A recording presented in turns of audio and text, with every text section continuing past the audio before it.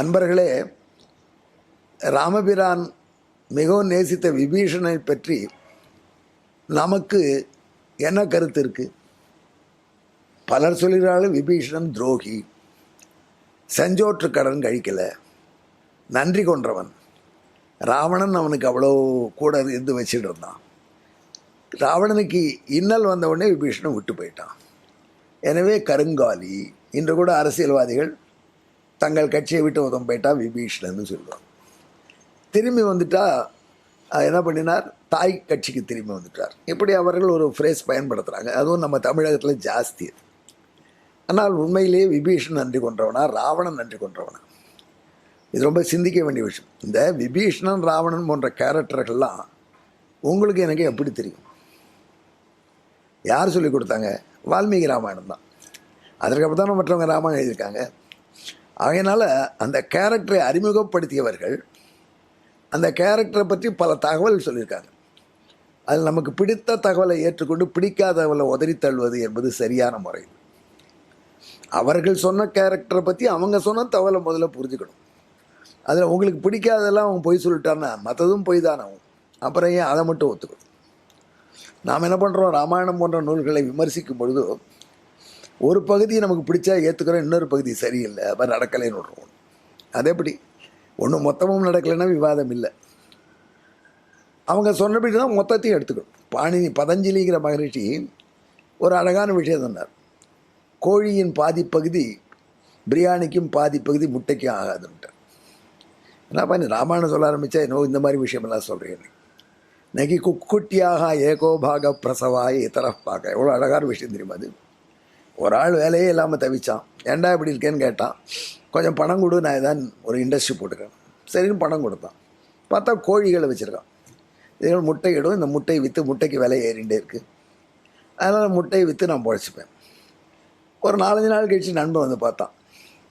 அந்த கோழியெல்லாம் பாதி தான் இருக்குது. பாதியை வெட்டி அவன் கடைக்கு கொடுத்துட்டான் பிரியாணி பண்ணுறது. நண்பன் கேட்டான், ஏண்டா கோழியை பாதி வெட்டி போட்ட, அப்புறம் எப்படா முட்டை வரும்? அந்த பிரகஸ்பதி சொன்னான், யோசிச்சு பேசிப்பா, நான் முட்டை போடுற பகுதியை வச்சுருக்கேன், முன்பகுதி தான் வெட்டி போட்டேன். இப்படி கோழியின் பாதி பகுதி பிரியாணிக்கும் பாதி பகுதிக்கு முட்டைக்கு வருமா? வராது. மொத்த கோழியும் கொள்ளணும், மொத்த கோழியும் எடுத்துக்கணும். அதை போல் அந்த வால்மீகி ராமாயணத்தில் சொல்ல வரலாறு தகவல்கள் அப்படியே எடுத்துக்கணும். நான் அதுக்கப்புறம் அந்த தகவல்களில் ஒன்று சரி இருக்காது, இன்னொன்று சரி இருக்கு அப்படி சொல்ல முடியும். ராவணன் நன்றி கொன்றவனா, விபீஷணன் நன்றி கொன்றவனா என்பதை புரிந்து கொள்வதற்கு இவ்வளோ பீடிகை. ராவணனும் தவம் செஞ்சான், கும்பகர்ணனும் தவம் செஞ்சான், விபீஷணனும் செஞ்சான். பிரம்மா 3 பேருக்கு வரம் கொடுக்க வந்தார். ராவணன் என்ன வரம் கேட்டான்? நான் சாகவே கூடாதுன்னு கேட்டான். பிரம்மா சொன்னார், அப்போ அந்த வரம் கொடுக்கல, எனக்கு பவர் கிடையாது. இந்த தவம் செஞ்சவே என்ன வரம் கேட்டால் கொடுக்கலான்னு எனக்கு ஒரு ரூல் இருக்குது, அதுபடி கொடுக்குறேன். நான் இஷ்டத்துக்கு கொடுக்க முடியாது.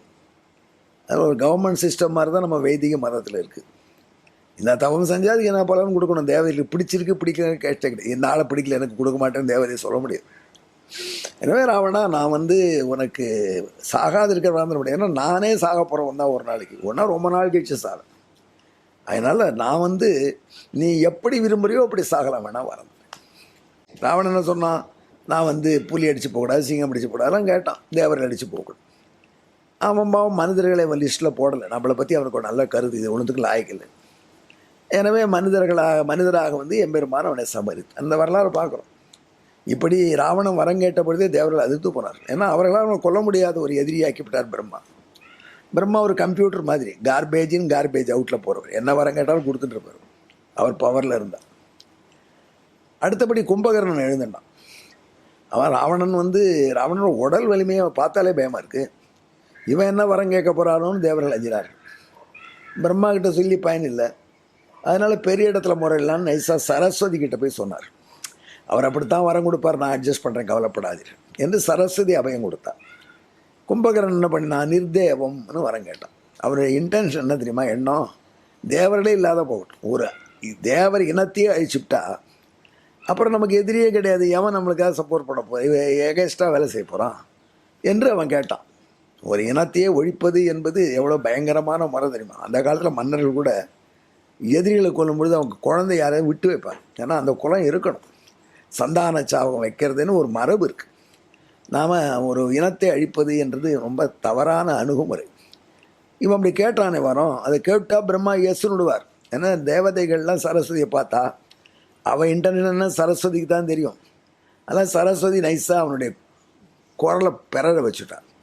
வாய் குழறெடுத்து நிர்தேவம்னு கேட்க வந்து நித்ரான்னு விட்டான். நித்ரானா தூக்கம், சரி நித்ரா தூக்கம் இருக்கட்டும் விட்டான். ராவணன் ரொம்ப கோபிச்சுனா, யாராவது தூக்கம் வரம் கேட்பாடா, நீ பாட்டு கொடுத்துட்டியே, நியாயமாயுது, கேட்டதை கொடுத்தா நான் என்ன பண்ணுறது, திண்டிவனத்து டிக்கெட் கேட்டால் நான் என்ன மெட்ராஸுக்காக கொடுக்க முடியும் அப்படின்னு அவர் சொன்னார். அப்புறம் கடைசியில் ராவணன் ரொம்ப போராட்டம், வருஷத்துக்கு 2 தடவை எழுந்திருப்பான், அதுக்கு இடையில் எழுந்திருந்தானா ஒரு ஏடியாக போயிடுவான்னு ஒரு வனங்கிரம் கொடுத்துட்டார். இதை 2 ஆயிடுத்து. 3ஆவதாக விபீஷணன். விபீஷணன் என்ன வரம் கேட்பானோன்னு அஞ்சினா, எப்பொழுதும் மூத்தது போல இளையது காலை அப்படின்னு ராவணனுடைய கும்பகர்ணன் என்ன பிளான் பண்ணிடலாம்.